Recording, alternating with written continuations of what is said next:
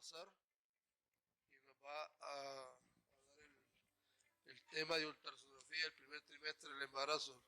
El doctor es graduado de la Universidad Evangélica de El Salvador, especialista en ginecología obstetricia en el Hospital Primero de Mayo. Es docente de especialidades médicas para la Universidad de El Salvador. Ha fungido como gerente de servicios médicos asistenciales del Hospital Primero de Mayo 2019-2020 y actualmente es el director médico del Hospital Primero de Mayo. Con usted, el doctor Salazar. Adelante, doctor.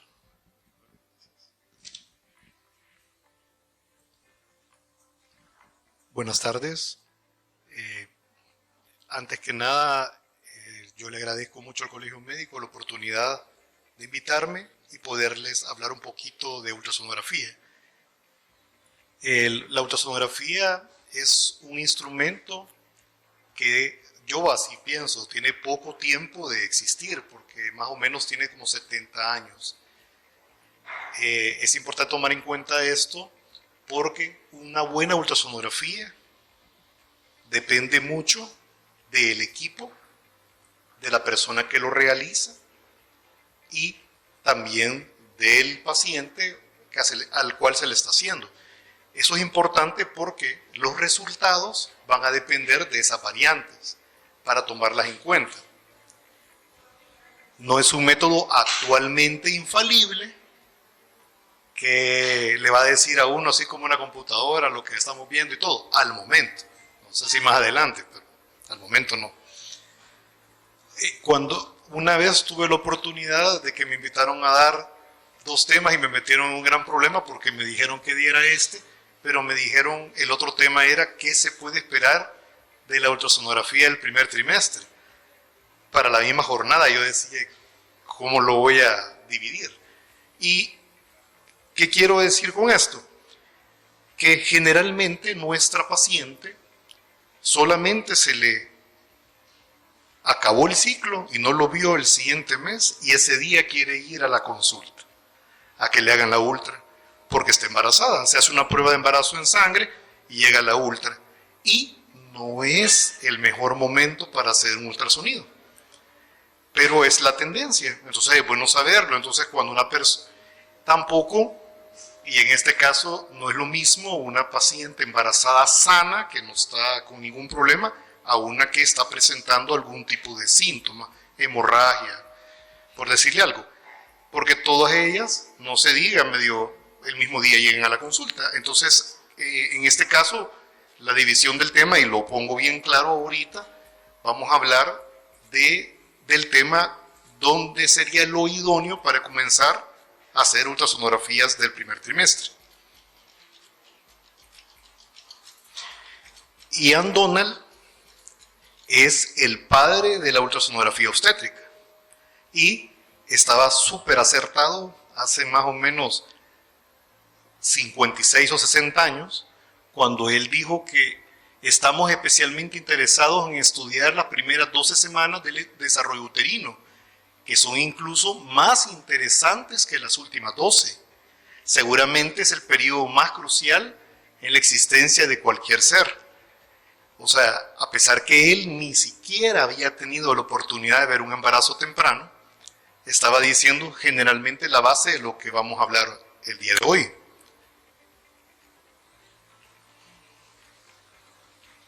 Otra cosa importante, y la traigo en cuenta, es la pirámide invertida del control prenatal.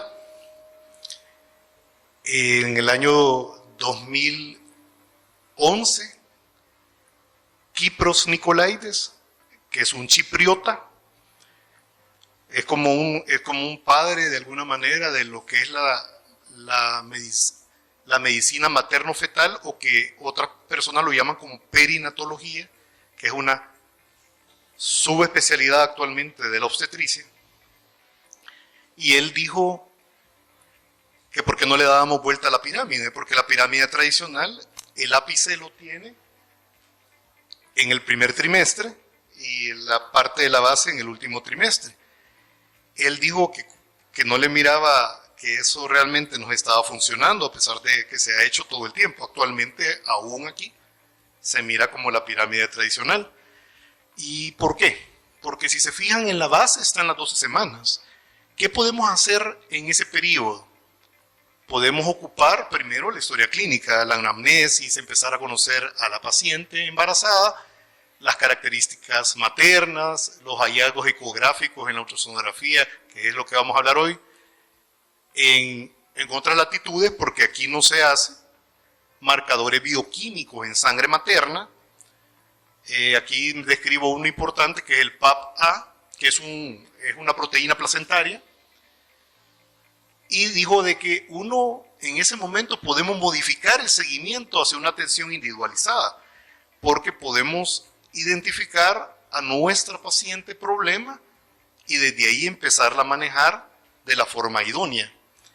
Estimábamos en esta ultrasonografía, en esa visita integrada entre las 11 y las 14 semanas, determinábamos si es de alto o bajo riesgo y detectábamos complicaciones potenciales.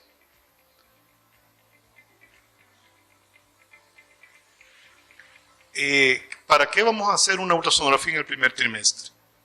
Primero, confirmar si el embarazo es intrauterino. Segundo, evaluación de la vitalidad fetal. Tercero, asignación de la edad fetal, que es sumamente importante porque las decisiones obstétricas dependen de la edad del embarazo. Mientras este esté bien fechado, la capacidad que tenemos para afrontar el embarazo después depende de eso. Valoración de la anatomía fetal, tamizaje de aneuploidías o tamizaje de malformaciones cromosómicas, valoración de los anexos, o los ovarios en este caso, aún el músculo uterino, valorar el número de fetos, determinar la corionicidad y amniosidad y el cribado de preeclampsia. Para poder hacer todo esto, necesitamos que lleguen en el periodo recomendado, mientras nos quedamos cortos. Entonces, las expectativas de nuestra paciente embarazada son altas y poco podemos decir. Yo realmente a veces me llegan pacientes de 6 semanas y de entrada, antes de hacerle la ultra, yo le digo, mire, es posible que logremos ver probablemente un saco gestacional. Tal vez, con suerte, logramos ver un embrioncito como un arrocito con latido cardíaco. Pero es posible que no. Y si no lo vemos, no vaya a ponerse ansiosa, porque hay que esperar más tiempo. Entonces ese es el problema, porque independiente de lo que yo le estoy diciendo antes de la ultra, cuando se la estoy haciendo, y si no se mira el embrión, la señora ya no durmió su esposo, ni toda la familia. Entonces, sí es importantísimo aclarar la situación porque no podemos dar expectativas más a edades tempranas. ¿Cuándo es el momento idóneo para realizar una ecografía? Y eso lo dice la Sociedad Internacional de Ultrasonografía. La Sociedad Internacional de Ultrasonografía, más que todo, trabaja guías de práctica clínica para que se hagan consensos y se trate de hacer la mejor práctica, tanto segura, para nuestras pacientes. Realmente no es un libro, sino que es un consenso de expertos. Y ellos determinan que entre las 10 semanas a 12. Literatura habla de las 10 semanas hasta las 14. Me parece genial el intervalo.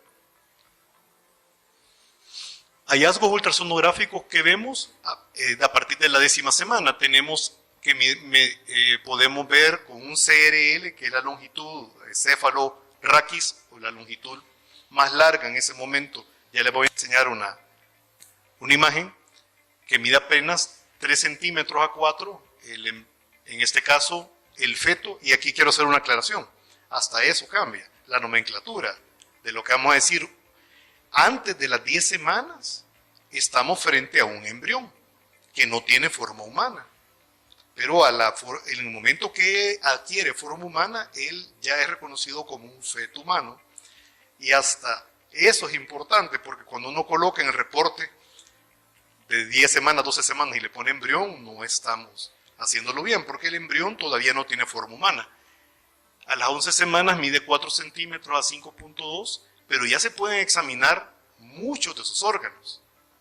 Podemos ver, más adelante vamos a ver las imágenes, los plexos coroideos descansando en los ventrículos laterales, que se llama imagen en forma de mariposa. Y yo yo he tenido, gracias a he tenido fortuna y que le he enseñado a muchas generaciones a hacer ultrasonografía.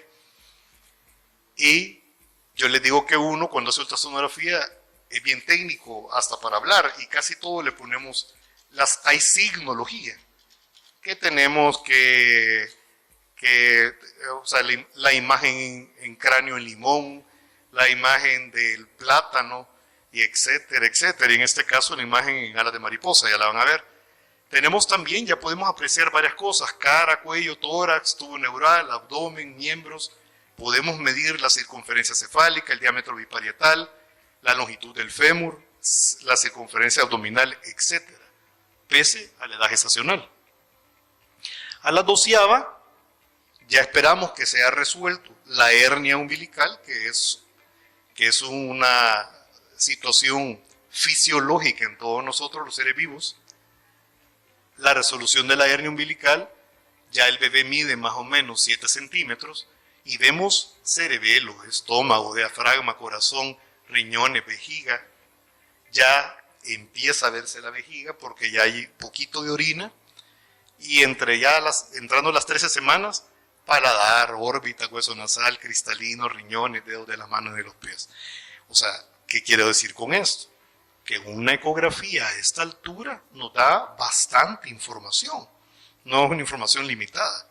Podemos decir muchas cosas. Biometría fetal. La importancia de la biometría fetal, como les mencioné anteriormente, es para poder hacer un diagnóstico lo más exacto de la edad real del embarazo.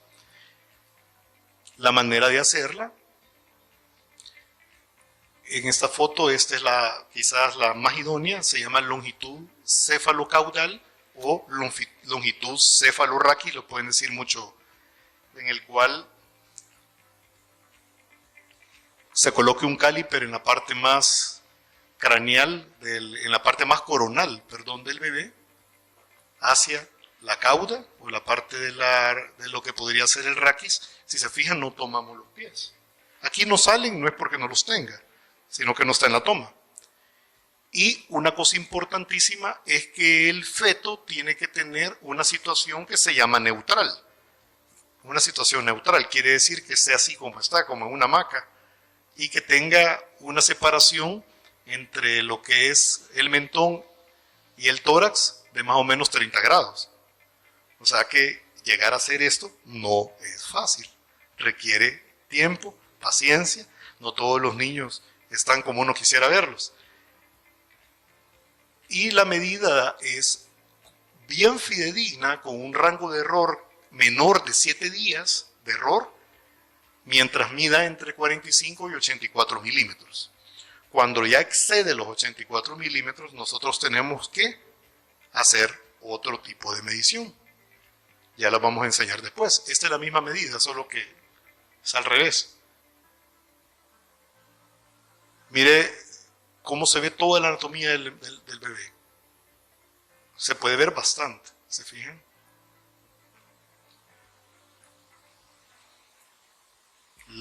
La imagen en alas de mariposa. Plexos coroideos ocupando los dos ventrículos laterales. Esta imagen es importantísima, porque solo de ver esta imagen yo, en una ultra a esta altura, yo sé que tiene cráneo, yo sé que ya formó toda la parte del cerebro anterior, porque el cerebro tiene 3 tipos de desarrollos embriológicos. Y solo con ver esto yo ya puedo ver cerebro anterior completo. O sea, aquí no profundizo lo que es el cerebro posterior, donde está el cerebelo, ni puedo también ver estructuras como el hipotálamo y todo, que son parte del cerebro, de una otra parte embriológica del cerebro, pero me da una información valiosísima, solo con ver esto. A esta altura nosotros podemos hacer una medición que se llama diámetro biparietal, que es de acá a acá, o una circunferencia cefálica, que es como medir un bebé o a uno se midiera la cabeza con una cinta métrica. Y nos da más o menos el mismo tiempo de error, de más o menos de 7 días. A esta altura, aquí hice la precisión diagnóstica de 3 a 5 días con estos dos parámetros para tomarlos en cuenta entre las 10 y las 14 semanas, cuando el feto mide más de 84 milímetros. Y empezamos la evaluación anatómica. Ya les expliqué la importancia del plexo coroideo en alas de mariposa. Y si nosotros hacemos un corte sagital del bebé, podemos ver muchas cosas más. Podemos ver cisternas, podemos ver la formación de toda la parte embriológica del cerebro posterior, del cerebro, desde la parte anterior, media y posterior. Podemos ver tabique nasal, podemos ver maxilar superior, maxilar inferior, podemos ver la translucencia nucal, que más adelante les voy a explicar el valor que tiene, etc. Aquí tenemos un corte donde podemos ver el tabique nasal, que es importantísimo, más adelante se lo voy a explicar por qué. Podemos ver también todito el hemisferio, todo esto es parte de lo que es el encéfalo. Este es más que todo la parte del cerebro medio y este es el cerebro posterior. Y aquí medimos la translucencia nucal, que es un marcador o un marcador cromosómico, como le mencioné, o de tamizaje genético. El tórax, podemos ver el tórax de una forma tradicional y también podemos ocupar otra tecnología asociada que ya la tenemos también a disposición, casi todos los aparatos, que se llama Doppler, para poder ver la circulación sanguínea. Vemos el corazón, vemos también cómo se distribuye la sangre a través de sus cámaras, vemos también el tórax, también con una imagen igual de lo que es el corazón. Podemos ver pulmones, podemos ver columna vertebral, podemos ver vasos, aorta, etc. Un corte más bajo en el abdomen, donde vemos la circunferencia abdominal, la salida del cordón umbilical, y podemos ver otras estructuras, ya sea en este caso el estómago, el corazón, la línea del diafragma. Este es un corte coronal, el hígado, etcétera, etcétera. Tenemos siempre el abdomen fetal, la salida del cordón umbilical, la espina completamente. Este es un corte transversal donde se pueden ver la columna vertebral y se pueden ver los dos riñones con su pelvis renal cada uno. Aquí tenemos la vejiga también y tenemos todito el trayecto de la columna vertebral, que hay que hacer énfasis en la parte baja porque es donde más problemas de anomalías podemos encontrar. La vejiga, esta imagen yo creo que le puse el nombre porque no lo he encontrado como tal. Yo le puse la imagen del muñeco de jengibre. ¿Y qué es la imagen del muñeco de jengibre? Es una imagen que yo la puedo ver a esa altura, antes de las 14 semanas, y me está diciendo que esta es la arteria aorta, esta es la bifurcación de las arterias ilíacas sobre la vejiga, y me está diciendo, y los bracitos del muñeco de jengibre son las arterias renales. Entonces yo con este corte yo puedo saber que tiene sus dos riñones y que tiene la vejiga donde se bifurca el abdomen fetal. Aquí tenemos el abdomen bajo, que están los riñones. Para mí, desde el punto de vista diagnóstico, los riñones son los que más cuestan ver porque tienen similar ecogenicidad con relación a los intestinos y están íntimos, entonces hay que saberlo buscar. Aquí tenemos la misma proyección en una forma coronal, donde salen las ilíacas que rodean a la vejiga. Aquí tenemos el sexo. Este embarazo tiene más de 12 semanas, definitivamente, porque no se miran así. Acá tenemos imágenes también sagitales donde se puede determinar el sexo. Yo personalmente, como ecografista, no hago diagnósticos precoces del sexo. Y les voy a explicar por qué, es una cosa bien particular. He estudiado tantos años ultrasonografía para que si me equivoco en el sexo, después digan que no puedo hacer ultra. Entonces mejor lo hago cuando estoy definitivamente seguro que es arriba de las 17, 18 semanas.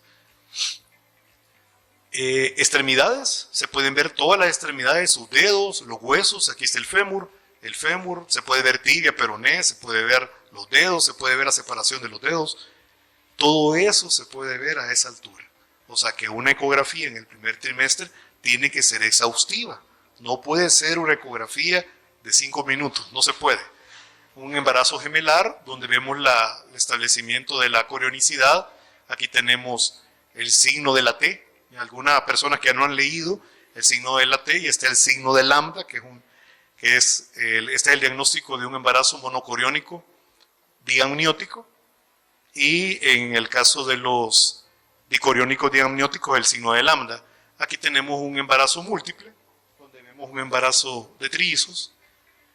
Y vamos a la parte quizás un poquito más compleja, que se llama lo que se llama ultrasonografía de tamizaje o ultrasonografía genética, donde podemos nosotros ocupar todos estos hallazgos ultrasonográficos para hacer un diagnóstico casi del 80% de alteraciones cromosómicas. Para mencionar, flujometría del ductus venoso.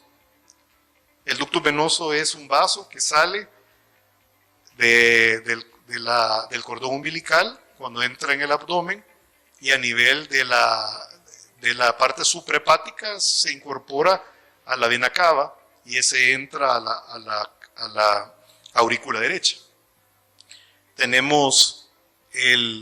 Aquí tenemos la imagen del ductus, la imagen de la válvula tricuspidia, o la que está a la cámara cardíaca derecha, el hueso nasal, la translucencia nucal. Todo esto hecho en esa ecografía del primer trimestre nos da un gran valor el no ver anormalidades. Eso es importantísimo. Yo hago una ultra y no le veo nada anormal, yo le puedo dar garantías de alguna manera a la paciente que ella no tiene una cromosomopatía. Y de estas, la más importante que todos conocen es la trisomía 21. Imágenes genéticas que son groseras o grotescas. Podemos hacer diagnóstico de un bebé que no tiene cabeza, definitivamente. Lamentablemente, los niños con anencefalia sigue siendo, a pesar de todas las medidas, que es una causa todavía real que se ve. Estos embarazos lamentablemente llegan a término, nacen y lamentablemente fallecen.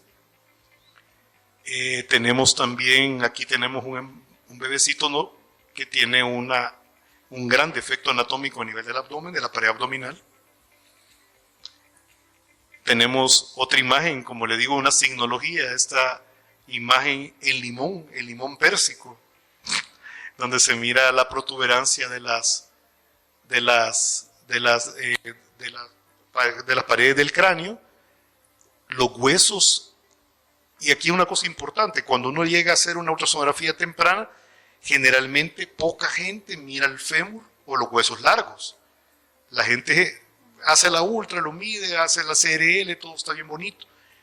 Y sí es buena práctica médica revisarlos, porque si usted mira un fémur curvo o corto, puede estar haciendo un diagnóstico de una enfermedad musculoesquelética letal. Y usted puede despachar a una paciente diciéndole: todo está bien, no se preocupe, nos vemos a la ultra a las 20 semanas. Y probablemente está con un bebé que lamentablemente tarde o temprano puede llegar a morir. Anomalías en la cara evidentes. Aquí eso se llama probóscide. Aquí hay un excesivo líquido amniótico. Tenemos también aquí una megavejiga, una anomalía externa. Esta es la uretra que está dilatada. Aquí tenemos también, mire, una protuberancia a nivel vesical. Son cosas que no se pueden pasar desapercibidas. Una anomalía a nivel de la vejiga. Tenemos ascitis, que puede existir también. Mire cómo se mira diferenciado el pulmón y el hígado en esta toma. Anomalías de edema del bebé completamente, eso se llama hidrops fetal. Y en la parte de la flujometría, que aquí voy a hacer un poquitito porque ahorita esta cosa también es importante. ¿Qué estamos haciendo? Flujometría de la arteria uterina. ¿En qué tipo de pacientes? En pacientes de riesgo de hacer preeclampsia. ¿En qué momento? Desde la primera ultra del primer trimestre. Puede ser desde la 9ª semana o 10, desde que usted la mira, y de ahí va a ser la progresión de la ultrasonografía la que va a determinar si la paciente se le puede ayudar con algo o no. ¿Cómo Esta es la onda esperada de la flujometría de la arteria uterina. ¿Por qué es la importancia de esta flujometría? Ya que a pesar que la preeclampsia acompaña a la obstetricia desde las épocas más remotas de la humanidad, hasta la fecha no hay nada que nos haga detenerlo. Sigue pasando casi de la misma manera y le pasa encima a la paciente, a su hijo, a la familia, a nosotros los médicos que la vemos. Entonces, ¿qué es lo menos que podemos hacer? Si nosotros tempranamente hacemos una ecografía en una paciente de riesgo para preeclampsia, podemos identificar durante las posibles invasiones placentarias que hay entre la 9ª y la 12ª semana, si hay una alteración de la onda de flujo. Si esa alteración supera el 95 según la tabla, o un valor que excede más o menos el 2.42 de índice de pulsatividad, nosotros empezamos a dar aspirina a una dosis aproximadamente de 100 a 150 miligramos diarios. Eso puede prevenir la preeclampsia precoz, que es la que lamentablemente nos da mucho más problemas. Y para terminar, no podemos tampoco dejar atrás la oportunidad, y aquí yo lo he traído de esta manera, como un cuadro. Nosotros cuando estamos bien entretenidos con los bebés, se nos olvida que la señora tiene útero, que tiene ovarios, y se nos olvida ver todo eso, y la señora puede tener un fibroma de 14 centímetros, y yo por estar diciéndole a él, mire qué bonito su niño y todo, se me olvida de que la señora hay que revisar el marco de la foto, hay que ver ovarios, hay que ver el músculo uterino, porque podemos hacer diagnóstico hasta de hidronefrosis, podemos hacer materna, si nos ponemos un poquito a recordar esto también. Anomalías que podemos dejar, una tumoración ovárica, podemos dejar desapercibido, podemos ver también, aquí le digo la anatomía uterina, que tenemos que verla, más que todo. Entonces, la invitación, bueno, es a que la ecografía en el primer trimestre debe de hacerse minuciosa, bien, para poder nosotros dar bastante información, porque sí nos da una información importante. Y nosotros, como obstetras, podemos catalogar a la paciente y ver si le hacemos acortados sus controles para identificar los riesgos a tiempo y no esperar que nos vengan a dar el susto del último trimestre. Muchas gracias.